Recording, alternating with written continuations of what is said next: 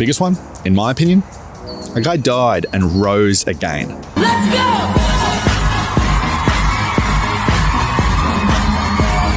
Which begs the question, did it happen? Well, there's three facts that scholars, not just Christian scholars, but historians agree are established, and over 90% of them all agree upon. The first one is that Jesus died by crucifixion. The second one is that Jesus' disciples believed that he appeared to them. And the third one is the church persecutor Paul became a Jesus follower. Now, these three facts don't prove the resurrection happened, but any hypothesis has to account for all three of these facts. So, do you find them helpful?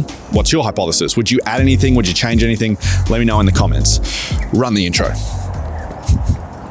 Now, if you haven't subscribed yet, you know what to do. Hit the subscribe button, click the bell icon so you can stay up to date whenever we release a new video.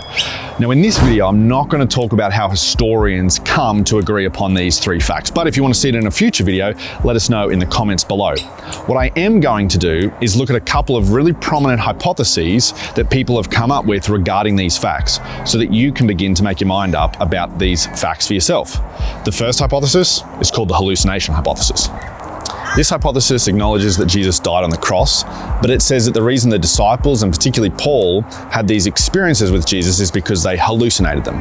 Now, that's a challenge when it comes to the disciples. First of all, you have to have multiple disciples hallucinating the same thing.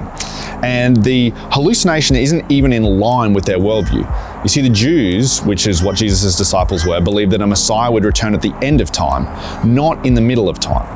But let's just say that had happened and it scrapes through. Then you've got the problem of Paul, because Paul wasn't a Jesus follower. In fact, he was a church persecutor. And one day while he was traveling from Jerusalem to Damascus in order to persecute some Christians, him and his traveling companions had an experience with what Paul claims was the risen Jesus.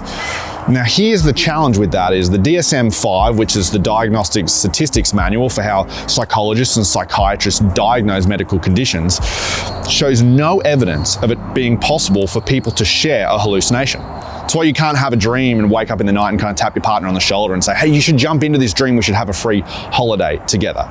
In fact, for people to experience what Paul and his traveling companions experienced, everyone would have had to be having the same hallucination at the exact same time, which makes the whole hallucination hypothesis really challenging to come to terms with. Maybe the next hypothesis, the swoon hypothesis, will be a little bit better. Now, this is the idea that Jesus actually didn't die on the cross, so it doesn't actually explain that fact. It explains it by saying that he only appeared to die on the cross, and then when he was put in the tomb, he came to, unwrapped himself out of all the embalming cloths, escaped the tomb, and then revealed himself to the disciples. Now, the challenge with that is that the Jewish embalming process would have been wrapping someone in linen, embalming them in oils. It would have been about 20 to 30 kilos of weight on Jesus that actually would have suffocated him in the process. As well, this hypothesis doesn't actually take into account that when Jesus appeared to his disciples, he would have been bloodied and beaten and bruised. And so the logical conclusion would be like, hey, you escaped, not you rose from the grave. This hypothesis also doesn't take into account Paul at all, which leads us to the final hypothesis. Now, the perhaps most well-known hypothesis is the conspiracy hypothesis. It's the idea that when Jesus died, his disciples kind of got together and they're like, hey, look, there's a power vacuum created by Jesus' death. What are we going to do with that? And so they came up with this idea that we should make up the story, or they should rather make up the story, that Jesus resurrected.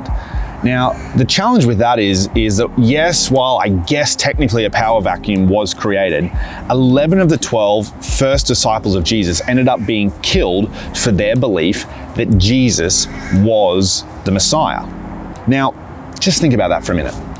Would you die for something that you knew was a lie? Would you die for something that you made up and had no gain to you ultimately if your life wasn't there anymore? If you're anything like me, the answer is no.